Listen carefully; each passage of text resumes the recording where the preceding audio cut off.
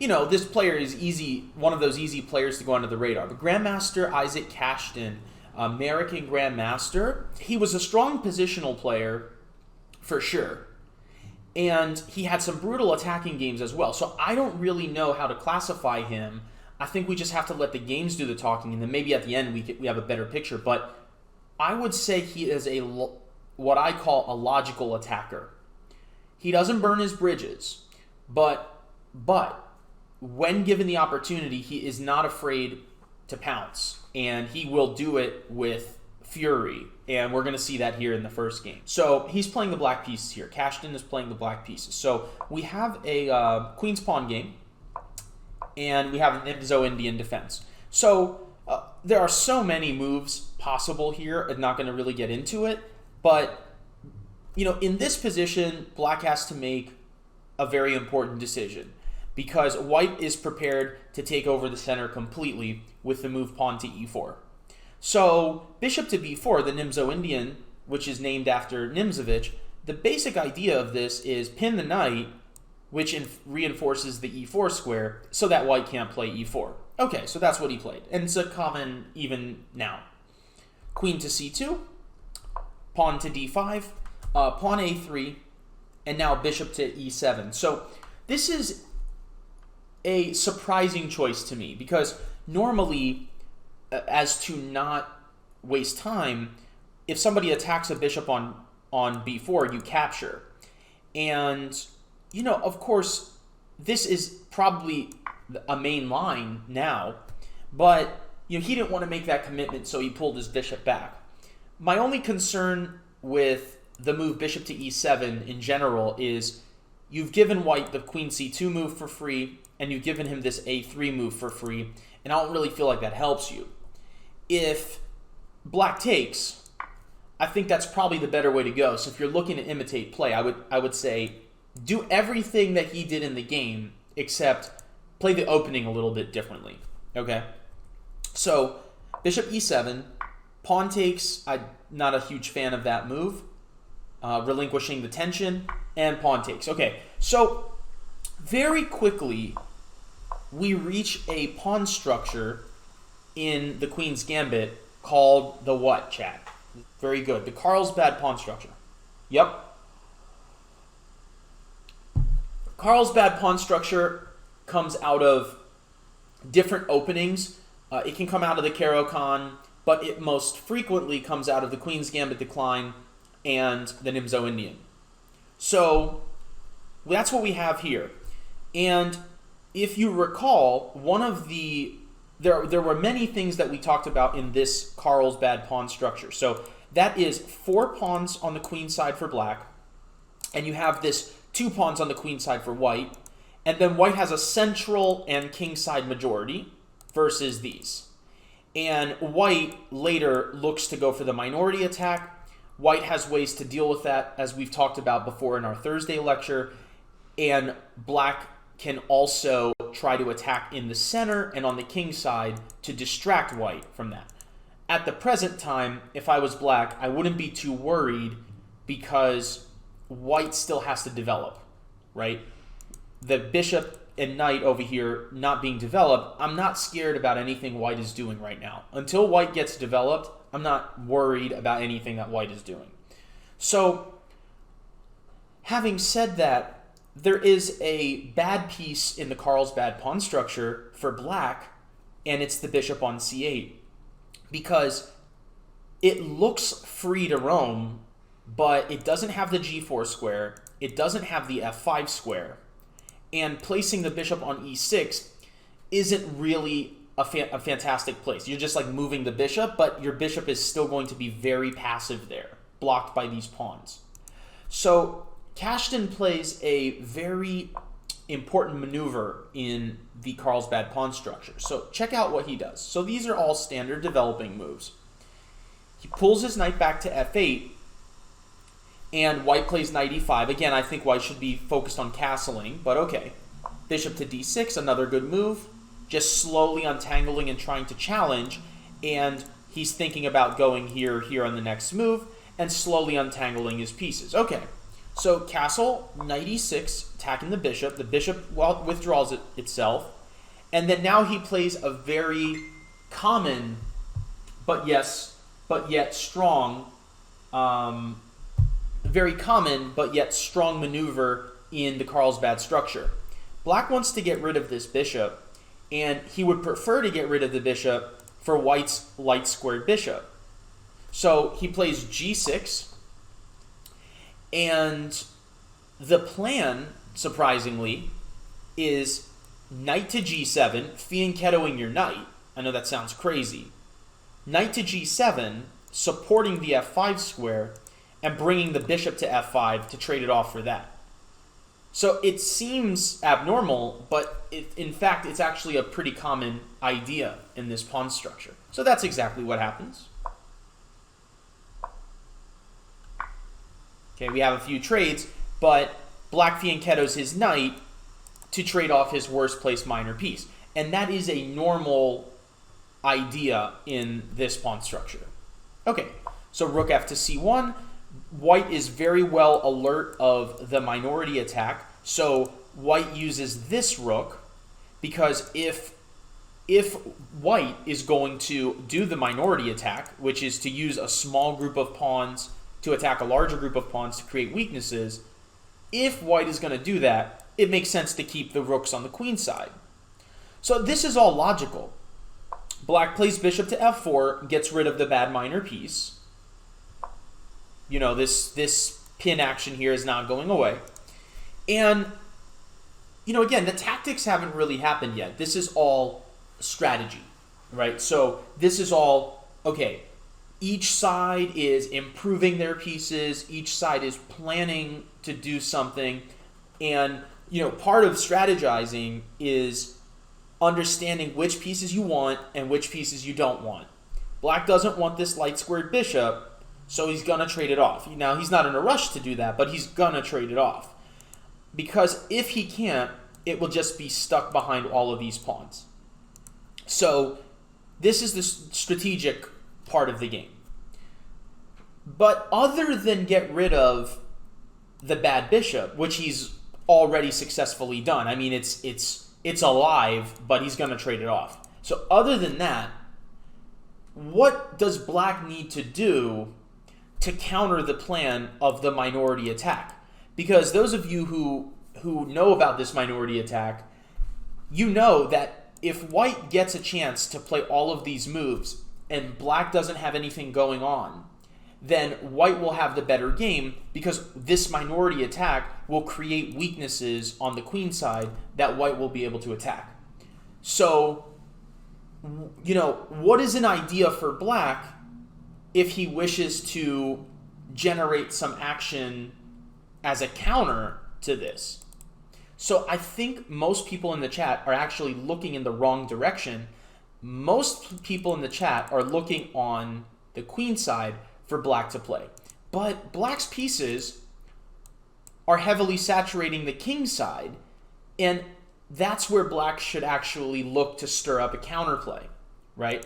So rook e7 was played. I know that doesn't really seem too powerful. b4 was played, and then rook to e8.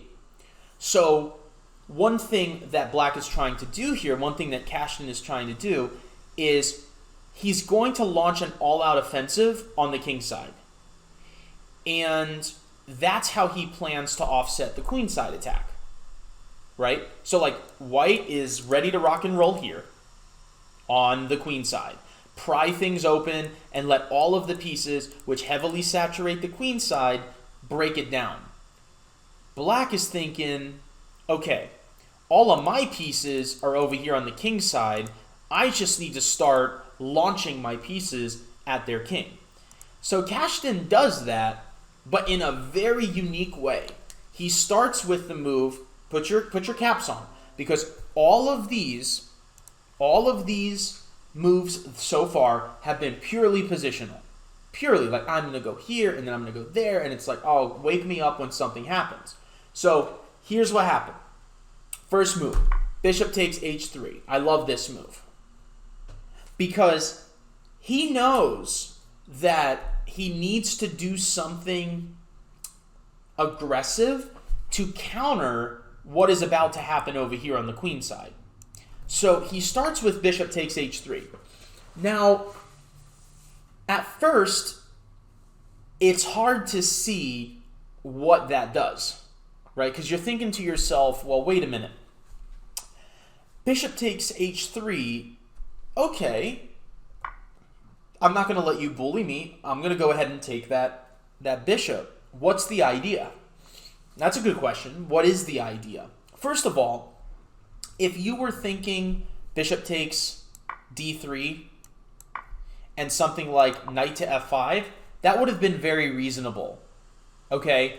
And, you know, white's still going to continue with their attack here, but black can try to creep over to the king side.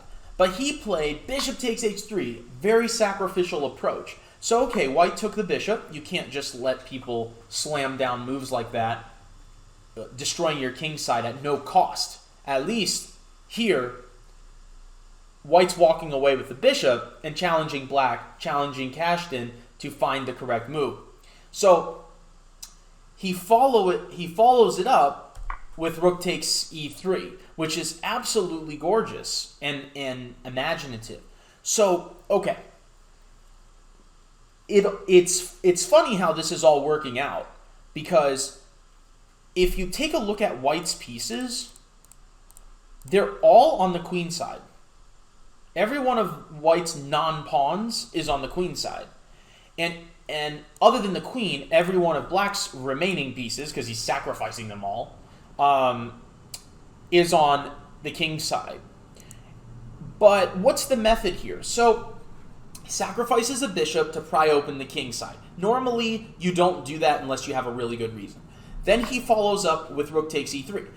This is a good reason to play bishop takes h3 if you know that this is your follow-up. Here's the thing.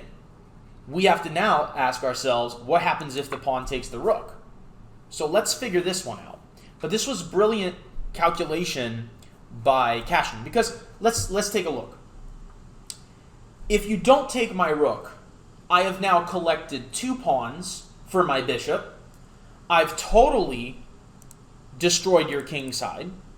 I'm threatening to win a 3rd pawn with infiltration possibilities. So if you don't take my rook, I'm only down 1 point of material, but I'm prying open your king side. So let's look at bishop f1 was played in the game, but let's look at pawn takes rook. Okay, so I see Miss Brenda in the chat, and I see Dastro saying queen to g3 check.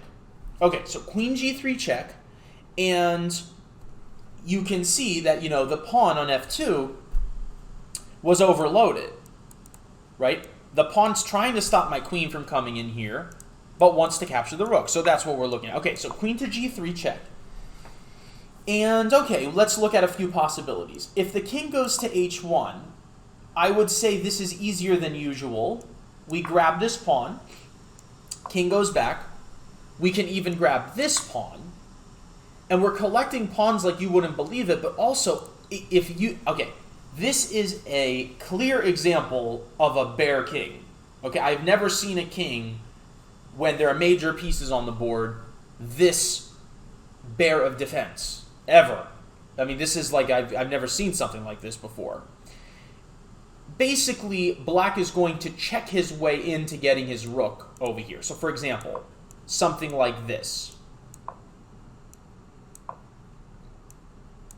You start throwing all the pieces in. The rook comes in, the knight can come in, the queen can come in, and at the end of the day, white is just toast, mainly because these pieces can't defend.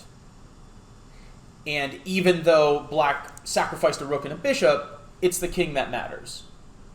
Okay, so if after check the king goes to f1, rook takes e3, we're threatening to get some material back. We're also threatening to come in to attack the king.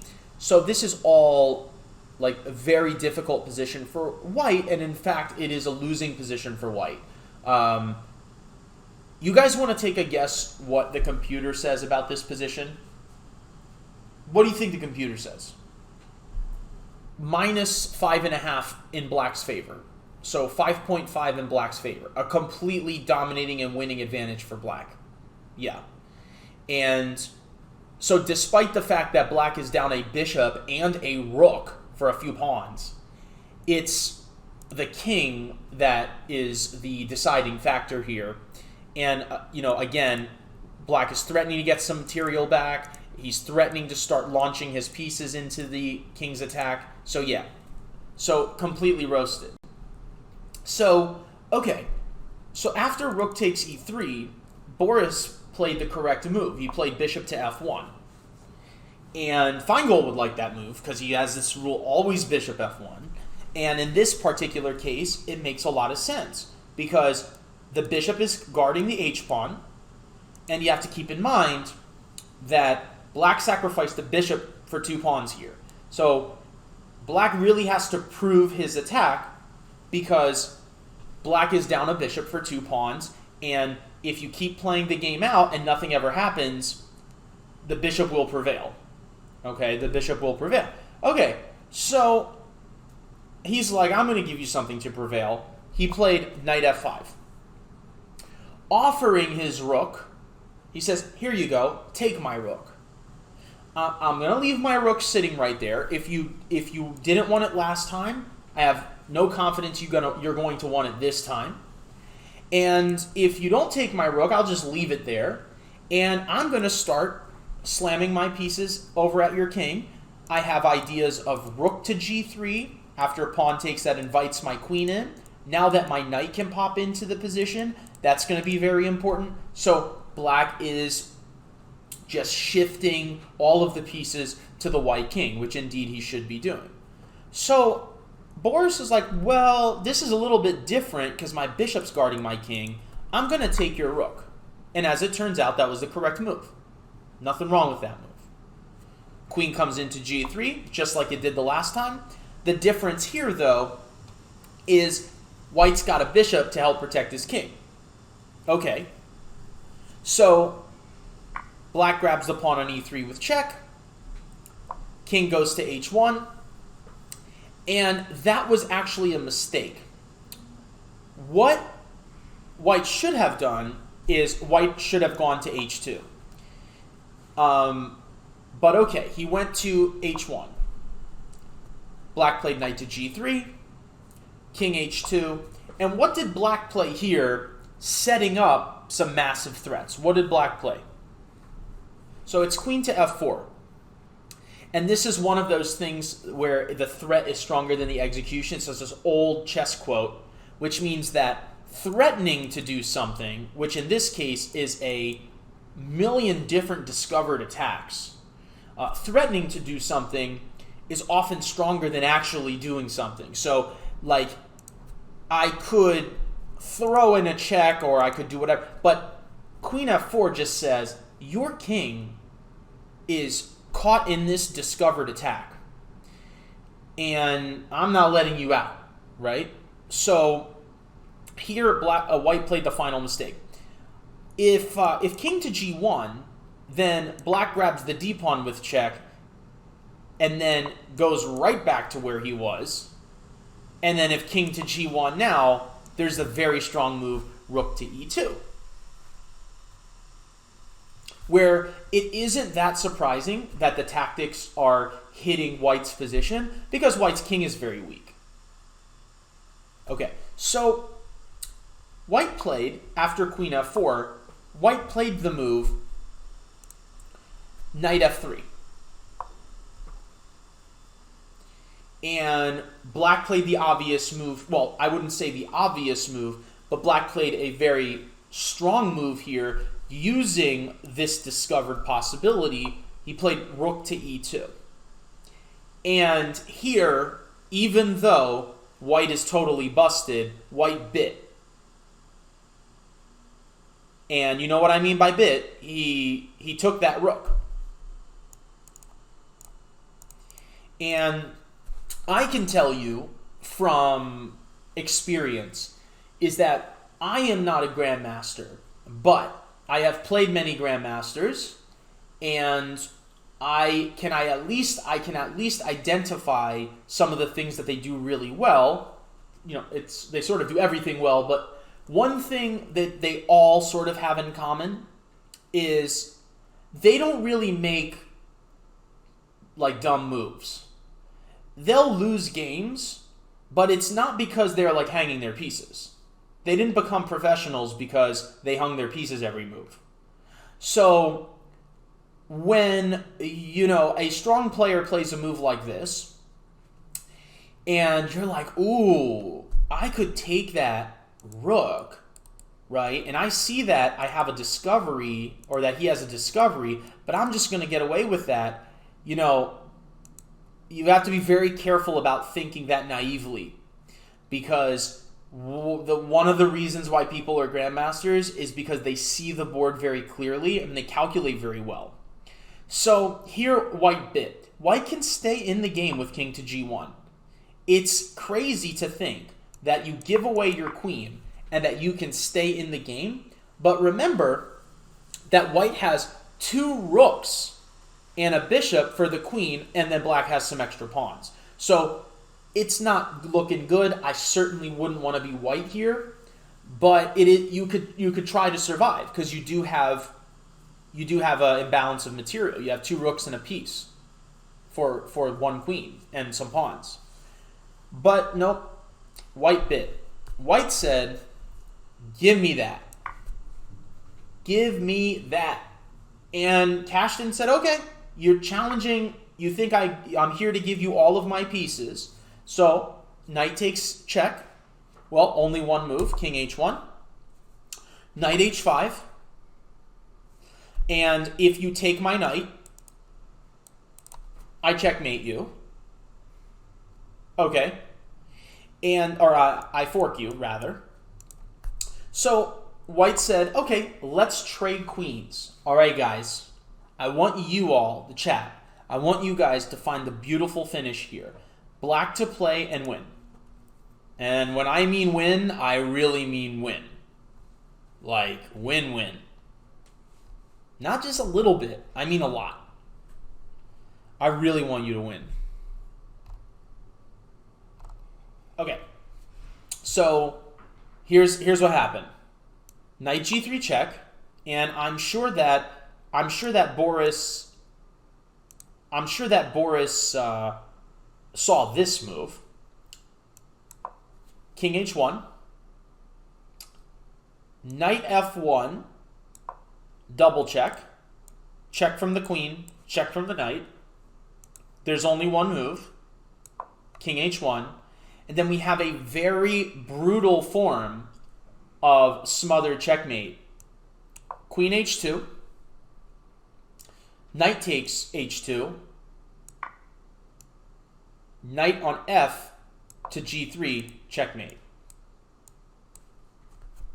Absolutely brutal finish to an otherwise fantastic game, really. Hi, I'm Peter Giannatos, founder of the Charlotte Chess Center. Subscribing to our YouTube channel is statistically proven to limit your blunders.